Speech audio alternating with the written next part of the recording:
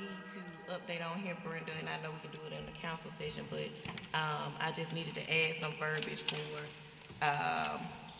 where I said suspended and expelled from school. I needed to add within the calendar school year, just to be to specify that. And that was it. And is the attorney here yet? No city attorney's here yet. And I want to get the city attorney just to make them aware that to put it in the jurisdiction of juvenile court, we can write it as is and pass it as is, but as the cases come through, to add on, and I guess you can take this, Jeremy, Mr. Reed, the attorney will have to attach a state statute to it to give jurisdiction to the state juvenile court. Okay. Mm-hmm. Okay.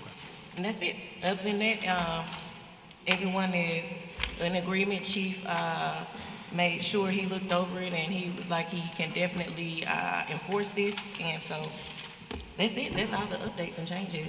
Yes. Yeah, Mr. President, I do have a couple of issues that I would like to address. You know, we have maybe 3 schools that use downtown during football season for their football players. Most of those players are going to be of the age of 18. Most of those players are going to walk downtown. I just don't, you know, I'm not in favor of a curfew, and I think we just talked about suspension from school if they're caught. We talk about absenteeism, how high it is, and what we're trying to do. We're trying to reduce suspension and putting students out of school. So I just really want the council, because let me just give it to you this way. September the 6th, Auburn play in Auburn. September the 13th, Auburn play in Auburn. October the 11th, Auburn play in Auburn. October the 18th, Auburn play in Auburn. November the 1st, Auburn play in Auburn. So that means that they are staying in downtown Montgomery.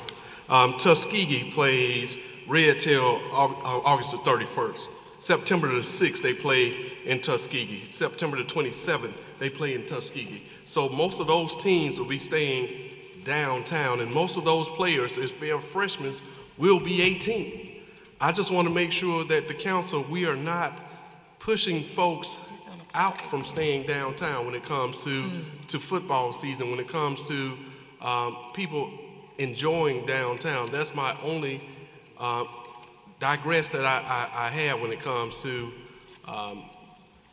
putting a curfew into place when it comes to the city of Montgomery, especially downtown. Mr. President, this doesn't apply to 18-year-olds. This is 17 and below. Yeah, this is 17, not 18. Yeah, but also, this isn't suspending or expelling. That's not our jurisdiction.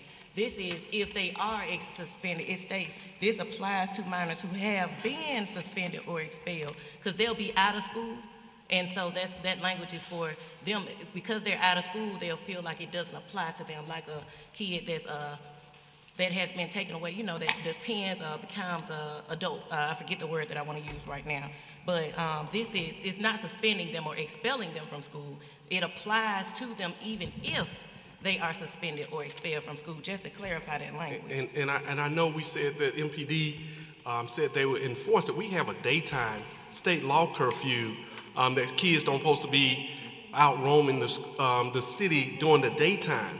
That's not enforced during the daytime. So I just want to make sure when we talk about that we'll be able to enforce this, that we'll actually be able to enforce this without infringing on anybody's rights, because the state that you do not have to, if I'm not committing a crime or you don't think I'm in violation of a crime, that I don't have to give you my ID. I don't have to give you my age. So I just want to make sure that we have a daytime curfew already during school hours, that if you ride around the city of Montgomery, you'll see kids out with uniforms all day, every day during school hours. So when we say enforcement, just make sure that we are actually going to be able to enforce this. That's my only qualm about this, Mr. President. All right, thank you. Any other questions? Next item. Item 2, ordinance granting a license to Mid-State Signs on behalf of Bethany Church. All right, yes, sir, no. Mr. Buck. I can't. Is his mic on?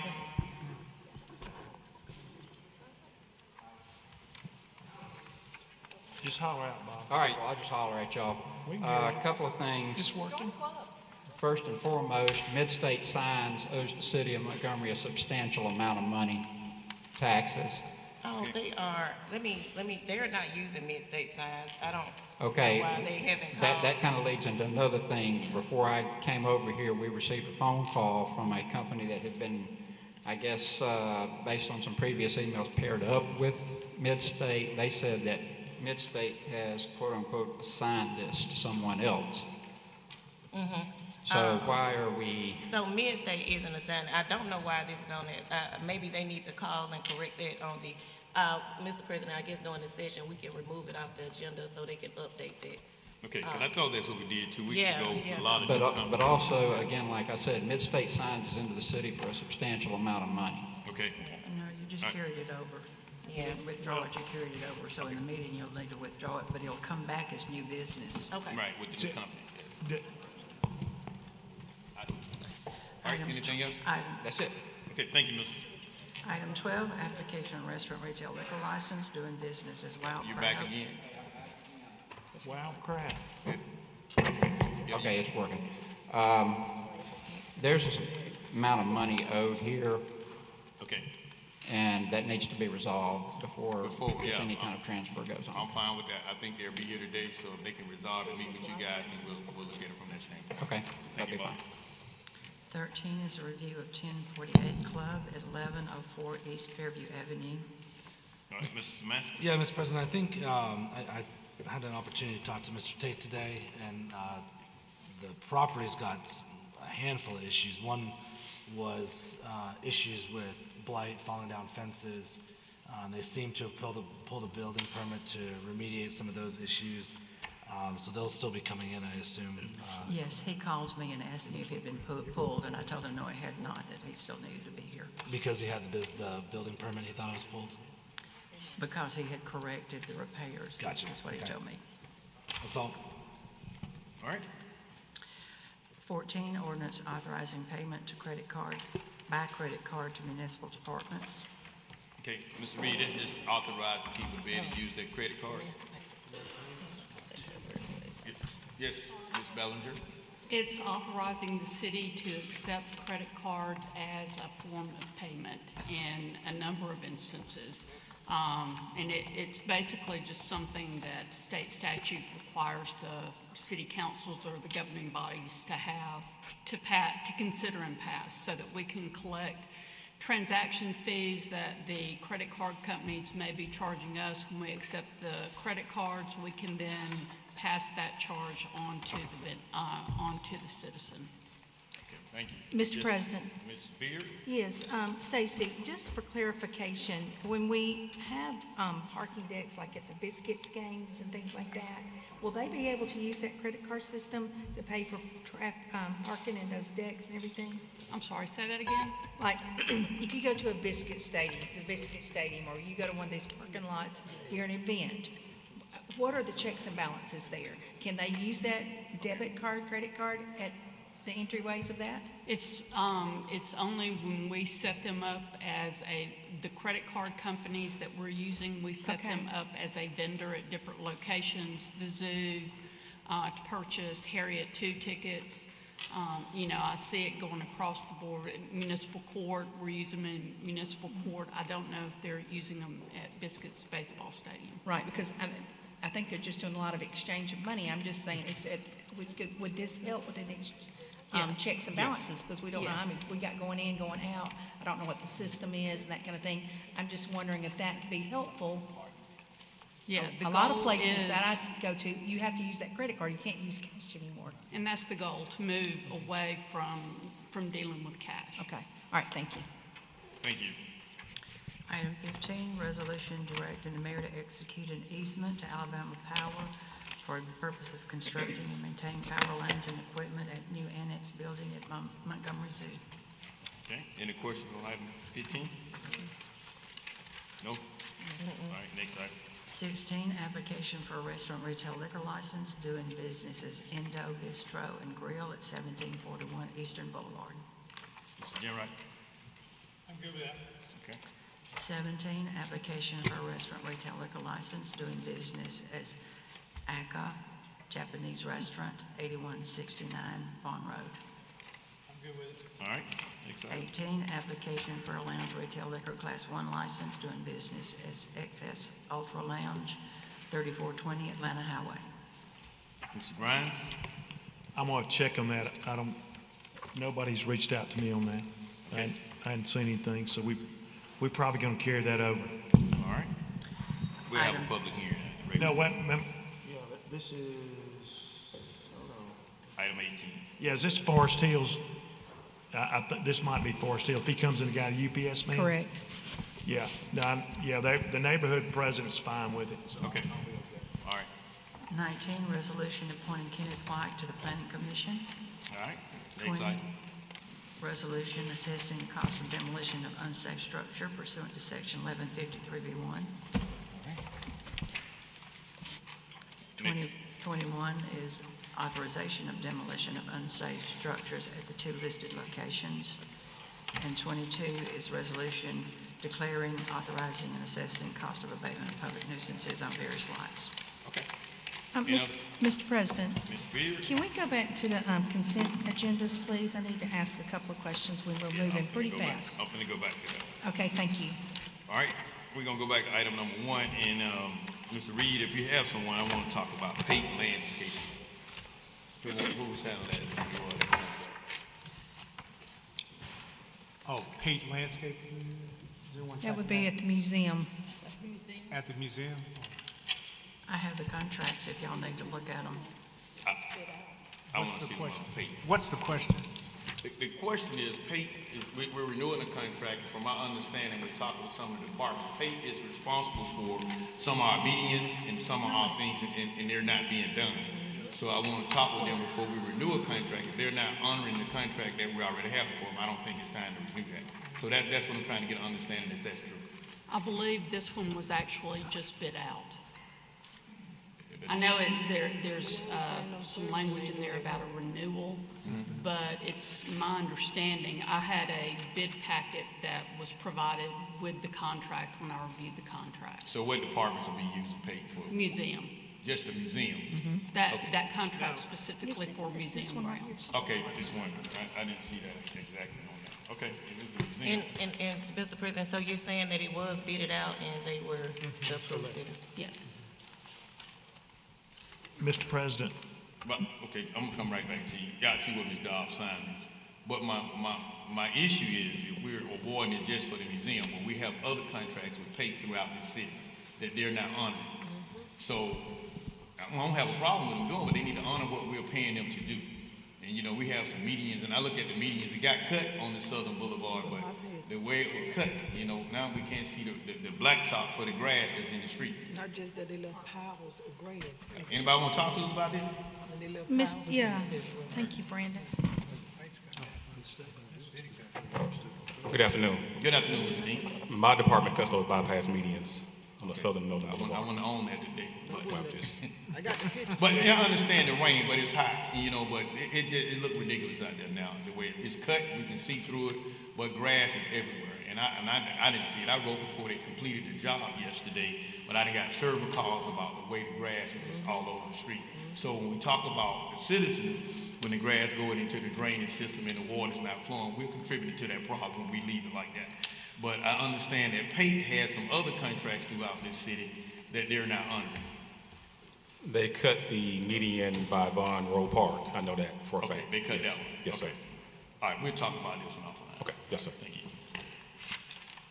All right, Ms. Beard. Okay, yes. Can we look at number 8, please? I just want some clarification. Okay. On the Ferris wheel rental. I see that's coming out of Cultural Affairs, and just kind of want to get some explanation, you know, where's it coming from? Is this money been set aside, or that kind of thing? What are we doing there? These dollars are budgeted for cultural affairs and city events to put on various city events across the city. Right. When we have the free concerts, those aren't, though we do pay the talent that comes, those, and so this is another enhancement to weekend that we're supporting for HBCU Right, weekend with the Morehouse Tuskegee game and then Alabama State University, their homecoming. So this is something the city's trying to do to entice people to come to our riverfront, come to our entertainment district, spend dollars as an economic driver, and give people another additional amenity for fun and activity in our city. Is this gonna be a permanent structure? No, it will not be. Our playgrounds cost that, and they permanent structures. Yeah, but, I mean, playgrounds call, it's an added attractive, this just CC's opinion. We have people coming into town, we're doing added attract. We do a lot of these things when we do the Camellia Bowl, when we set off the streets and bring these things in. So we're doing it, and all throughout the city. So whatever playground, if you want to put your city on the market, when we talk about things that we're trying to do when it comes to convention center, invite people to come to Montgomery, we want to make it an added experience when it comes. You go to Atlanta, you sit downtown, and you see all of that stuff downtown. I don't disagree with it, but that's a permanent structure. But it's a permanent structure. That's what I'm way saying. more than 67,000. Well, we need to look at that then for 2 days. Mr. President, I got a question. Go ahead, Mr. Grimes. All right, are these gonna be free rides on the Ferris wheel, or are they paying, or do they pay to ride, or free rides? I don't know an answer on that right away. I think Ms. Dobbs knows the answer to that. Is she here? Ms. Hobbs? I haven't pulled up. So, Mr. President, Mr. Reed? Yes. Is this something we're going to look at doing every year? Because I think we're going into a contract with Tuskegee and Morehouse, are we not? We are. Yes. Okay, so is this something? This is something, if it's successful, we may continue to do. If it's not, we'll probably change up on what we do with that. So it'll come out of the same part of the budget next year? Okay, I just didn't know if it needed to go in as a permanent thing in there or whatever. All right, any other questions on the consent agenda? And the money is there in this budget, correct? Yes, Okay, ma'am. thank you. All right, any other questions? Okay, Mr. Mitchell. Mr. President, can we go back to number 10 since Chief Graybos is in the building at this time? Chief Graybos, they wanted to speak with you, got some questions about the curfew.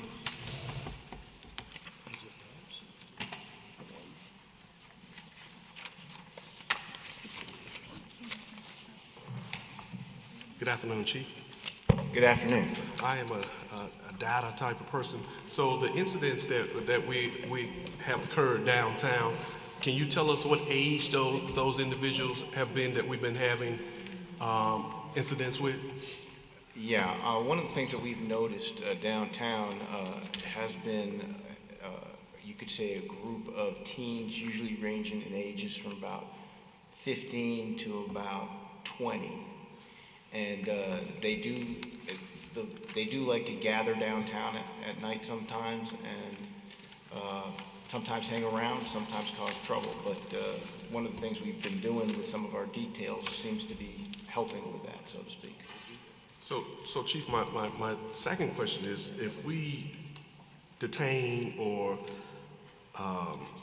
hold these individuals and parents don't answer the phone, Chief, where would your officers take them if it's a situation that you do have juveniles downtown and you can't get in contact with the parents? What do your officers do with those individuals at that time? Yeah, one of the things is that if we have to detain them and can't raise a parent, then that officer's going to be out of service for, it could be a substantial amount of time, because what he's going to have to do is reach out to the youth facility to see if they would detain them there. Barring that, and the youth facility is really specific, they don't really hold anybody unless they're committed some type of violent act. So then the next option would be to contact DHR to see if you can get a DHR representative out to take custody of that child. One of the key things, though, of course, with that, or a component, is if you do want to do something that would have us detaining these children, is to create a component that holds their parents accountable for that detention. And so, Chief, when it comes to getting them in juvenile court, the officer would have to do a petition on those individual parents, so that would also take the officers off the street for a while when they have to go to family court with those cases? Yeah, we would definitely have to do a petition to, quote, lock them up or hold them, because we'd have to say that they were a child in need of supervision. So we'd have some processes that we'd have to follow through. One of the key elements of the problems when you have these juveniles downtown, especially at late hours, is that what we've seen a lot of times is adults or parents dropping them off or, and when we start confronting them and holding them accountable on their behaviors, that's when they start calling their parents to come pick them up and they start, settling down. But a lot of times it does make the officers get taken out from doing other things because they're basically watching these children. Mr. President. Ms. Beard? Yeah, in times past when kids used to let their parents just drop them off at the mall, then it became a time where the parents could not do that anymore. They had to be accountable for their kids. The same thing's going out with football games now at any Montgomery public school. Correct me if I'm wrong, Mr. Mitchell, but now a child cannot go to a football game unless they're accompanied by their parent. So I think what we're trying to do is just rein in the troops right here, get some control, and hopefully within a short month period or a couple of month period here, we see a better control consensus, and we won't have a lot of this to deal with. We've got to do something to bring it back under control. Yeah, putting rules into play are definitely to our advantage, because when you have rules, now officers do have discretion at times too. I mean, if you're going to try to detain somebody if it's needed, but if something even worse is happening around the corner, you have to utilize your discretion to deal with that. So when you have certain rules and controls in place, then it does make a difference. For example, one thing that's been really effective at all of these group functions is a clear bag policy. Yeah.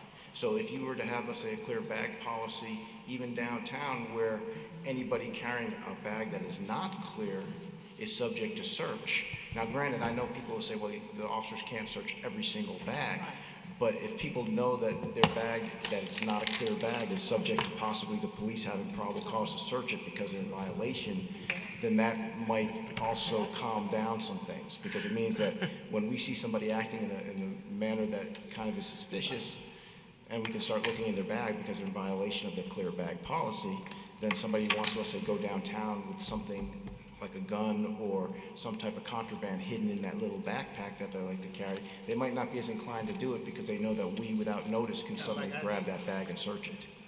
So things like that have controls. When you're talking about juveniles, though, too, you have to make sure that you maintain a constant presence, and we have been having some good results. Yeah.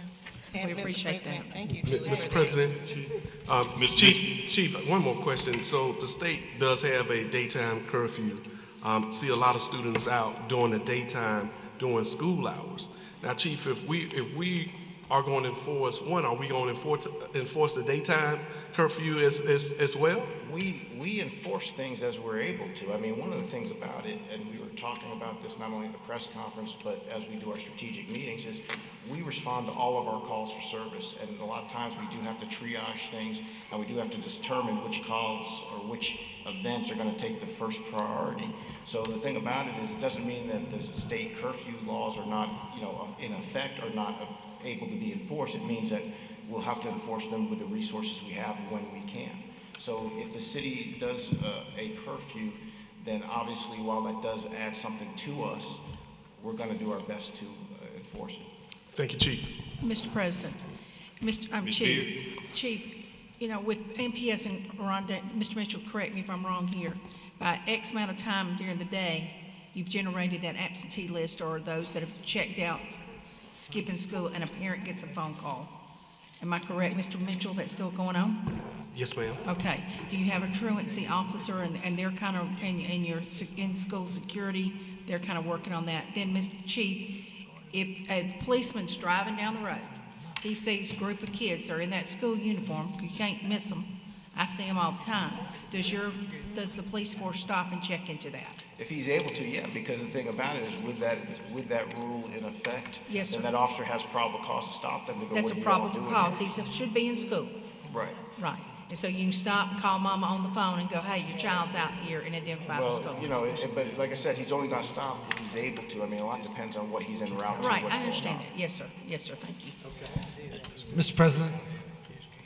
Mr. One of the, we're all having this debate. I don't know, whether it's the downtown business community or the hospitality community, but one of my concerns is, are we just going to put up signs at the front of every hotel just letting people know, by the way, keep your kids inside the hotel after 9 o'clock, Monday through Thursday? I mean, I understand that we're trying to deal with some incidents that are happening. I was just in the city of Boston, and when I was out in the evening time, I saw police officers walking and engaging people, giving the general atmosphere of what was and wasn't acceptable in the downtown area. I've been in places, whether it be Nashville or New Orleans, that seem to make their way through this. Again, this goes back to the conversation we had the last time about branding and implementation and consulting the businesses that will be directly affected by this kind of ordinance. And how we enforce that is not just, for our own residents that may be in this situation, but also how we interact with the hundreds of thousands of people that are coming into the city. Ron, you're up here. I'm sure you want to address it from the hospitality standpoint, but I just have a general concern about how this all gets executed in a way that doesn't hurt, the positive growth we're having in downtown. Mr. Senator, before you address that, Mr. Samaska, just for the council as a whole, I think we're reading too much in it. Yes. If you're downtown with your parent after 9 o'clock, you're not just running the streets or roaming the street by yourself. So what you're trying to do in essence is trying to get parental involvement. If you're coming in town on a conference and you have your kids with you, that's a different ballgame. We know what it looks like and what we're trying to control here downtown. Now, we can skirt around it and we can put everything in it. You can vote your conscience when it come up, but we know what it looks like and what we're trying to do within this city. Coming in for conference and posting it at a hotel, that's overreach. If I'm walking to a restaurant with my parents and I'm coming back, yeah, I'm with my parent. The law, but just like the chief said earlier, it said the officer's discretion. You got to use common sense on some of this stuff. But Council, on behalf of the hospitality sector, we're not really in the business of enforcement. From my perspective, I don't see how this is really going to impact the hotels. One of the things we don't want to do is send a message that downtown is unsafe. So we start to do that. I think there's going to be an issue if our hotels are trying to send that message. As a matter of fact, we want to make sure that our hotel partners are able to go downtown and experience it themselves and feel that it's not an unsafe environment while we're working with public safety. So that's not the message we want to send. I will say that the majority of our conferences, from a conference standpoint, we don't see many children anyway after certain hours. And when it comes to convention or sporting events, the majority of the sporting events are in other hotels, limited service hotels that are not downtown. And we're going to have some limited services hotels that are going to be downtown, and sometimes they do if they're at the multiplex and at the convention center. But typically, after certain hours, we typically don't see that anyway. And if they are, I think you're right, Mr. President, that you'll start to see them with parents. So I don't see that being a problem with the children. But what I don't want to do is ask our partners to get into the business of enforcement. That is not what we want to do. We want to drive tourism and make sure that people are going out and spending money into the city. So as we work to make sure the environment is safe along with public safety, that's the business we're trying to stay in. So then, in your opinion, does the idea of the curfew enhance the work that's being done in downtown, or do you think it's an inhibitor in the hospitality industry? I don't think it is an inhibitor because I don't think really from children, from what I've seen. Now, public safety have their own records, but what I've seen, I don't see that impact from our tourists. May have something different from the locals, but from the tourism standpoint, I don't see that being an impact on that. Mr. President, thank you, Ron. This is from Auburn University right now, from Coach Breeze's staff. Coach, they said no, most of the time we restrict them to the hotel, but other teams do not. On bowl games, we let them out, but give them a curfew to be back at the hotel.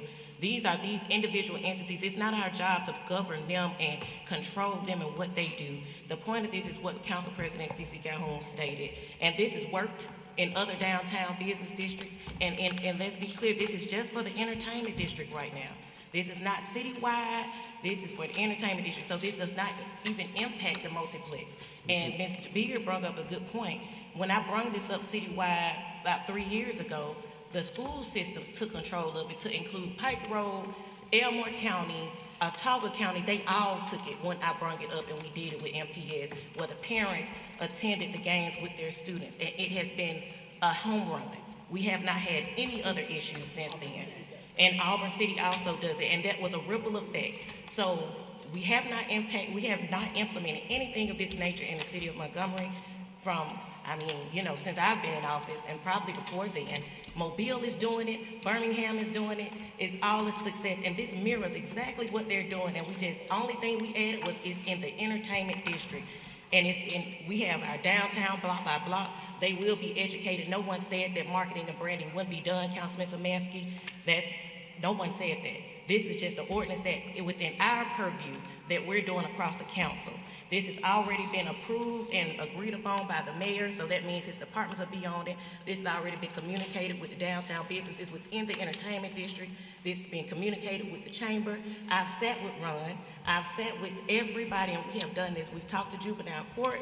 So vote your conscience tonight. So, Mr. President, let me say one other thing, and that's the issue that I have, because Montgomery is bigger than just downtown. We have had issues with Rock and Jump.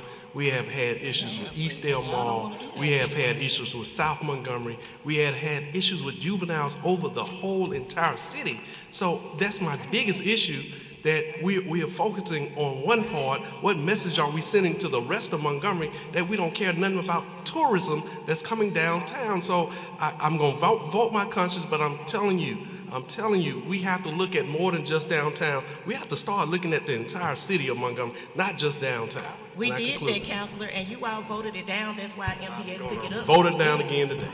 That's okay. We had enough. All right, thank you. Can I ask one more question? Yes, And Chief Gray Boyce, question for you. 4 or 5 years ago, I brought it up to curfew. I did too. No, I brought it up to curfew, and I brought it up for a vote because Chief Finley wanted it at the time, and this goes so far back, Mayor Strange was in office. Mayor Strange did not want the curfew. Chief Finley changed his mind, and we voted it down. Do you want it or do you not want it? This council should listen to you. We had a conversation, and I hate to put you on the spot, but yeah, I mean, if it'll help anyway, I'll raise my hand. If it's not, so good luck.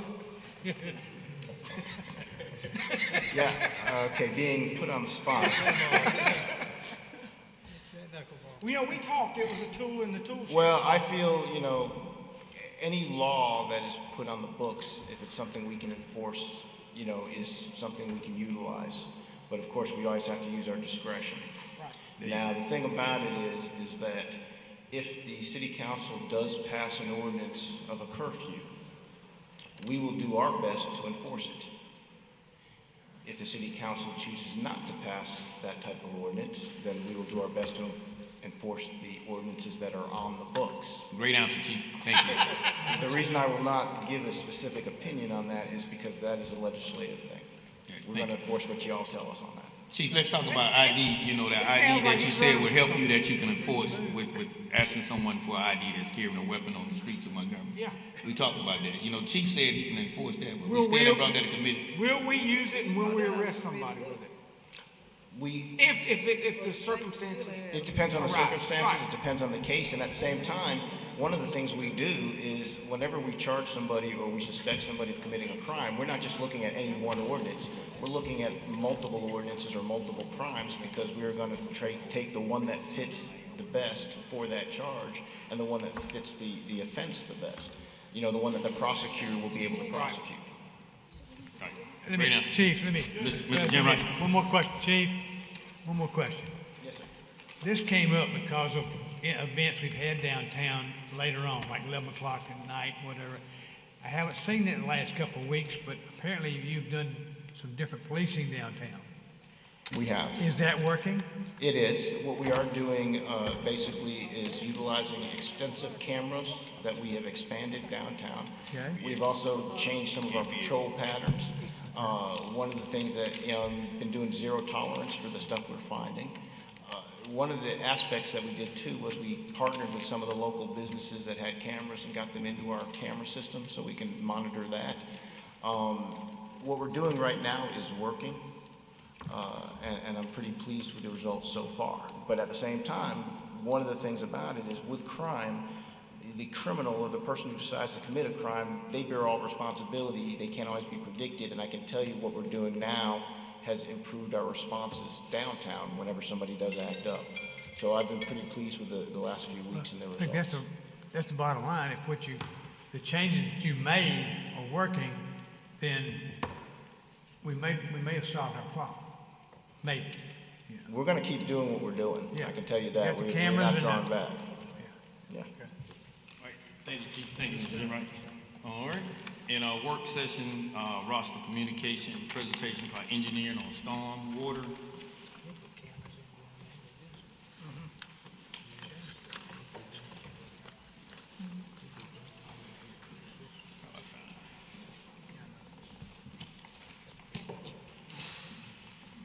Good evening, I'm Holly Olson, city engineer.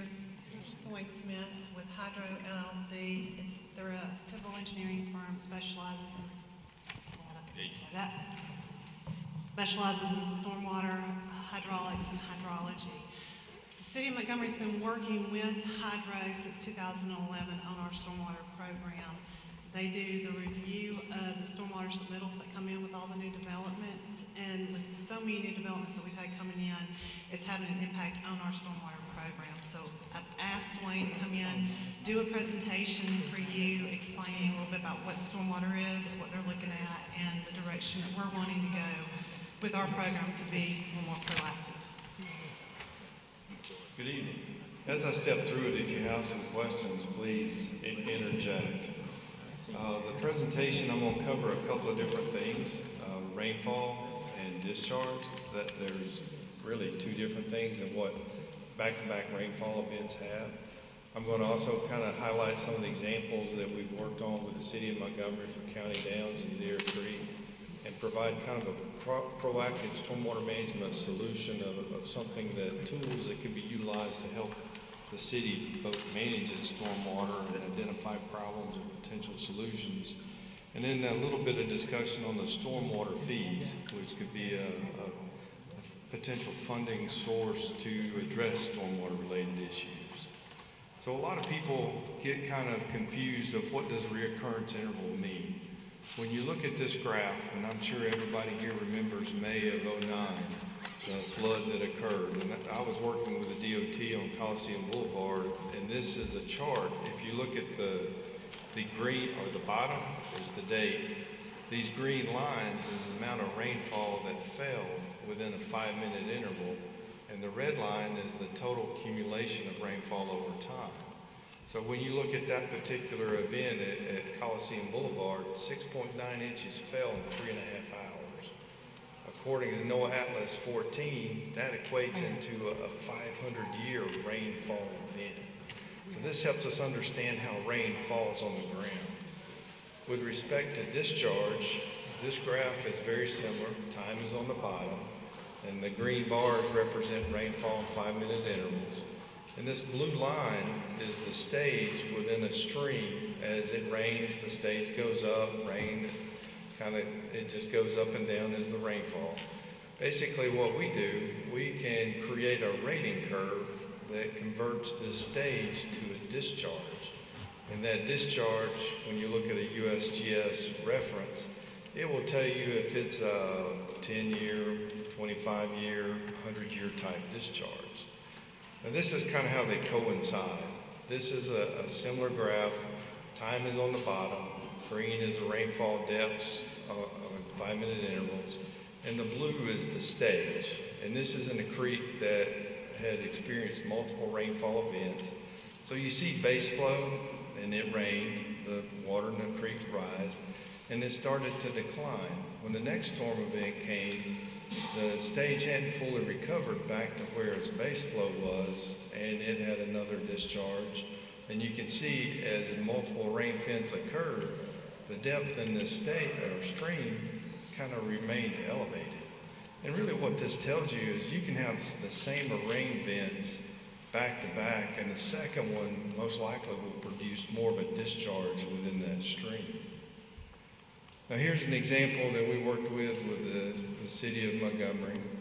County Downs was coming in. It's a development that was proposed here. And the city was very concerned if this development comes in with the way they had designed it, will folks downstream be adversely impacted? When you look at the yellow boundary, this is the watershed boundary. So any drop that hits inside that yellow boundary is going to drain down through here and come out to this point. So hydro, we developed a geisha model, which is a gridded surface, subsurface hydraulic analysis model.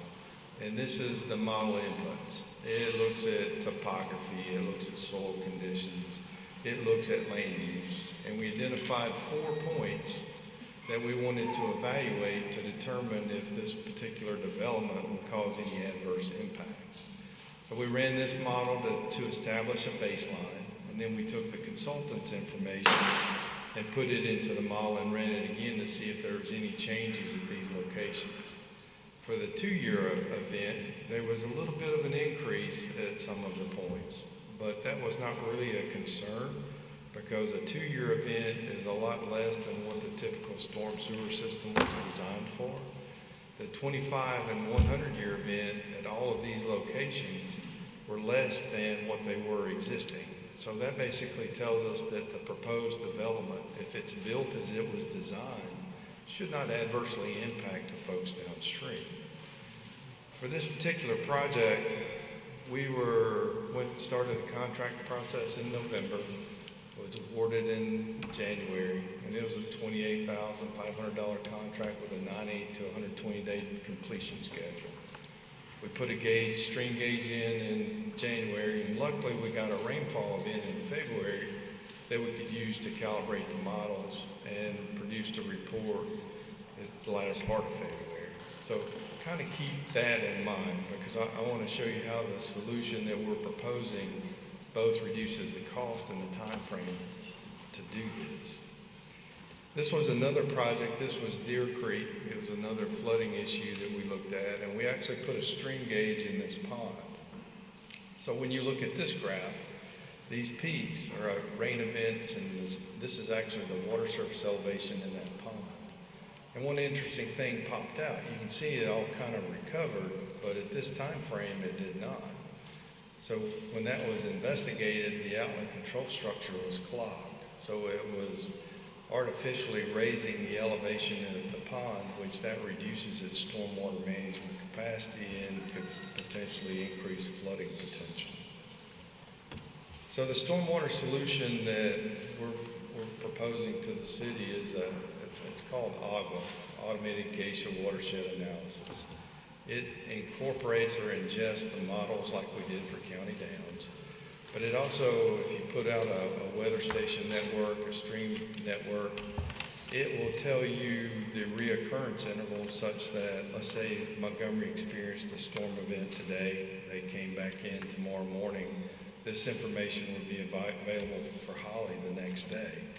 Plus it has workflows, so like County Downs, you could put County Downs in to evaluate it a little bit more efficiently, the cohort sizing and the really discharge at locations and even land use changes. So as another example, we've implemented this system with Jefferson County. This is a picture of their dashboard. So the red lines is actually the watershed boundaries. The little round dots are stream gauges, and the square ones are weather stations. And an example of how it would work, we also have it in Baldwin County, and this was Baldwin County's dashboard.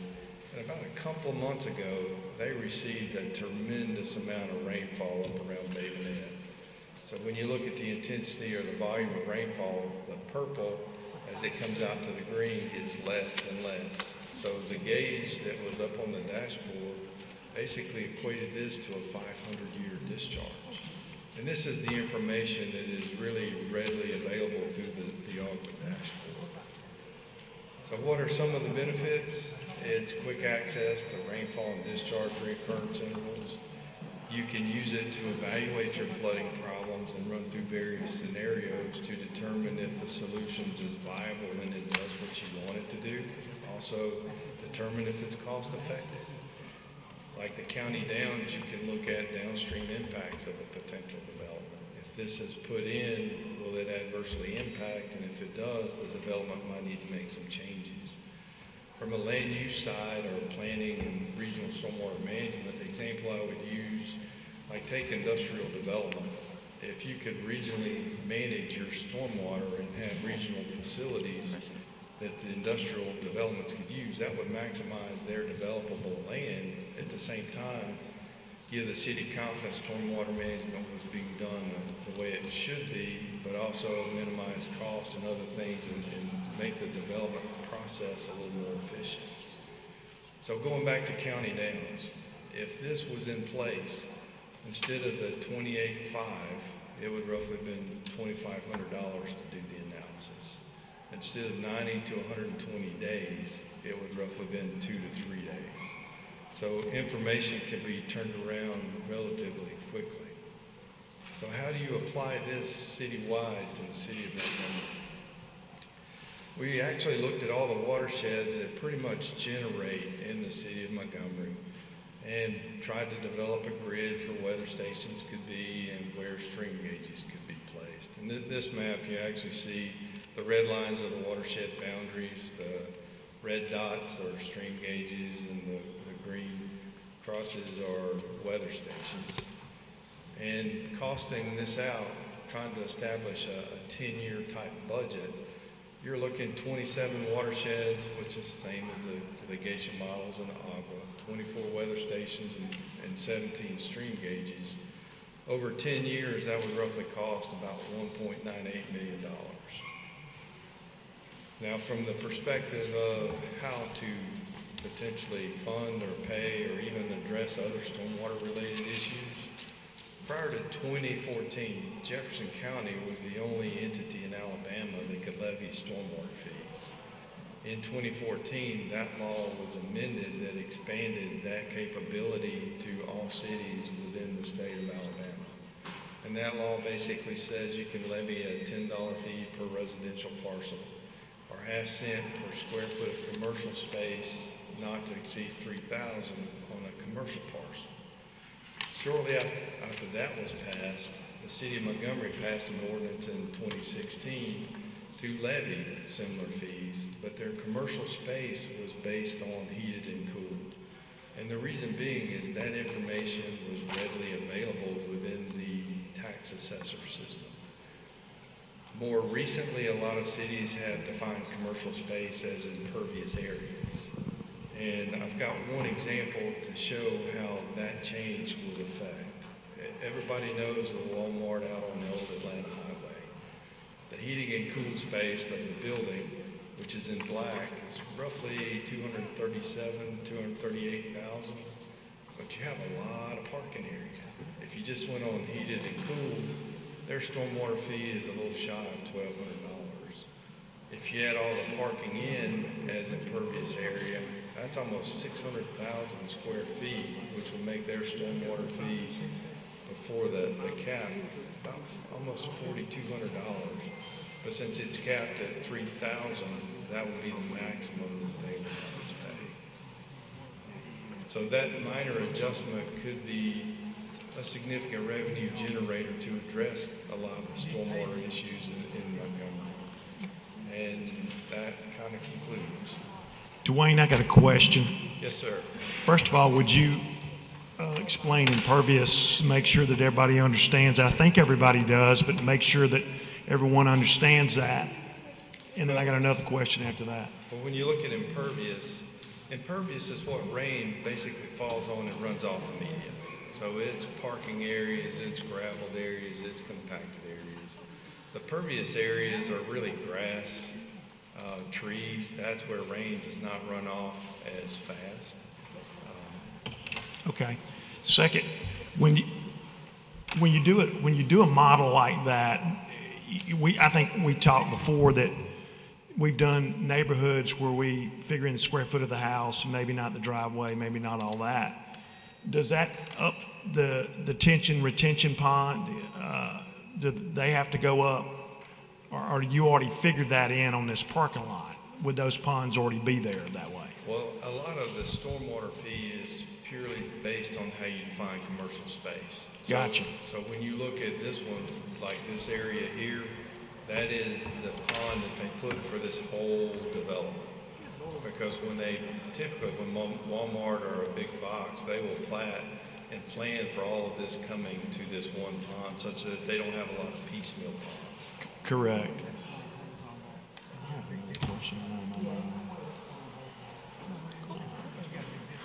So, do we have any idea if we switch to do this, what the fees would be annually for us?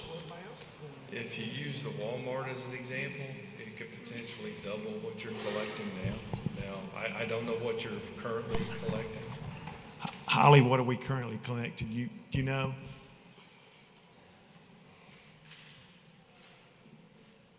I don't have the exact number of that. From what I understand, it's around $600,000 to $800,000 a year. So we could, yeah, so we can, yeah, I got you. Well, Mr. Grimes, I think the other thing that you could look at, I think you said that it's only based on heated and cooled. So it's presumably, if you're a blighted structure, you're not getting assessed that, is that correct? Well, actually, the way it works, if the blighted structure is a residential parcel, they're getting charged the $10 flat fee for the stormwater. But same for blighted commercial? The blighted commercial, I would assume it would be the same on the heated and cooled. Now, whether or not that fee is actually collected, I know that you'll have a lot of times they'll have the interest penalties, and it's a process, but this kind of rolls through the annual property tax collection. Dwayne, I got another question, Holly. So this would, we put the rain gauges in, we put the flood things in. I know we have certain neighborhoods, I know Glenn and Vernetta has some neighborhoods that are prone, and we all have some. That would help us determine if we look at a gauge and say, okay, this creek is up to so-and-so, the rain's this, and we would know, kind of predict maybe where we as a city, maybe where the discharge is going to be high, possibly? It's not really, I would be very cautious in calling this a flood warning or a flood no, we warning. wouldn't be doing that. That's not the intent, but the information can be used such that, like the May 09 storm, when you get so much rain in such a short period of time, you know that there's problems going to be occurring. Right. Okay. So if we chose to do this agua, I think hopefully that was right. Then when we do a neighborhood, they just kind of plug in, use this, and I'm sure their engineering for their ponds would be a lot easier for them in pipes to do. Correct? Well, pipes is not actually part of that ingested, but sizing their ponds or determining the effects of their ponds. It could be something that it can be used for that, yes, sir. Okay. Talking about floods today, are we having, you're the hydro guy, I'm not. Are we having more big rain events than we did 10 years ago, 20 years ago?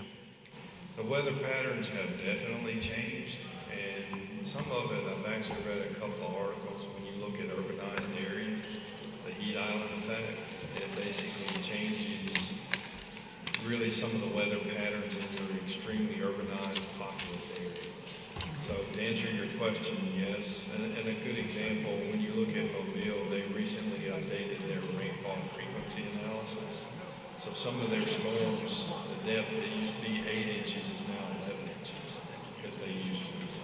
And that happens about every 20 to 25 years. Okay. But yes, storms are more intense, more frequent, and I know the projections I have seen, the south is going to get wetter over time, and all the weather is kind of cyclical, if you will. No, I agree with that. I would definitely agree with that. Yeah, what is the next step, Holly? What do we do?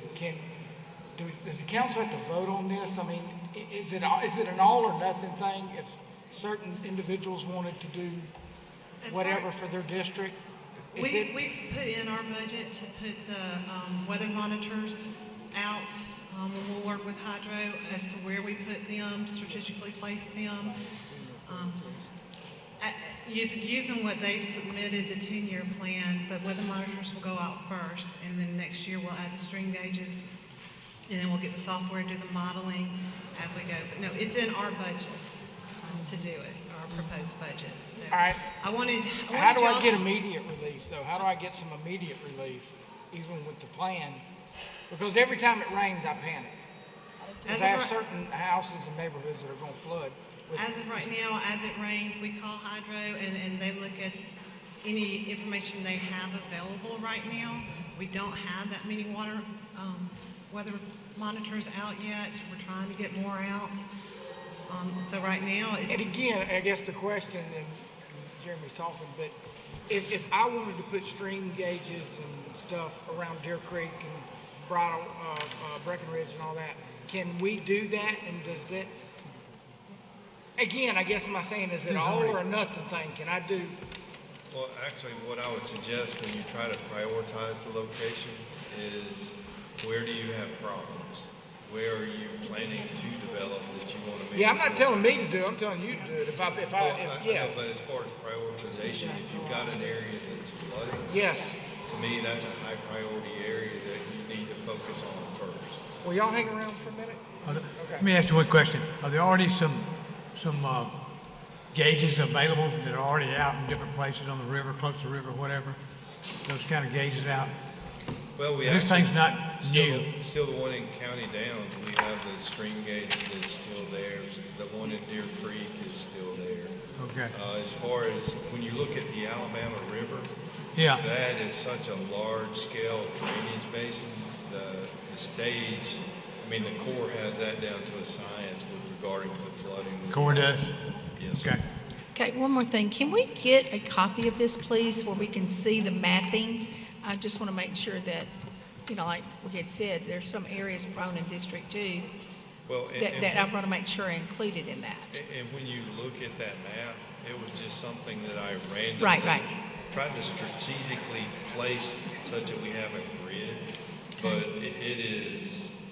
it's highly, well, it's subjective, so we can put it anywhere you want. Okay, all right, so we can make some suggestions as well, too. In fact, if you had more weather stations and more gauges, even better, because you got a lot closer knit. Correct. I just want to make sure some outlining areas are taken care of. Thank you. Right now, we've talked about starting by putting them strategically placing them like at fire stations. Areas that are everywhere has. Okay. Holly, I got one question. So we would start by putting out more gauges to develop this total plan. It's a 2 or 3 year plan. Is that, am I right? It's about a 10-year plan. 10-year plan. Okay. Now, you can squeeze it, but when you squeeze it, cost goes up. Gotcha. And I was trying to look at what's something reasonable that, to me, once you get the weather stations and the rain or the stream gauges out, that's valuable information. As soon as those are installed, developing the models is about a 6 to 9 month process per model, and we use the rainfall and the gauges to calibrate those models. Gotcha. Thank you. Great job. Thank you very much. Great Thank you job. for coming, Dwayne. Appreciate you. Thank you. Work session is adjourned. Man, we've been here at 10 o'clock.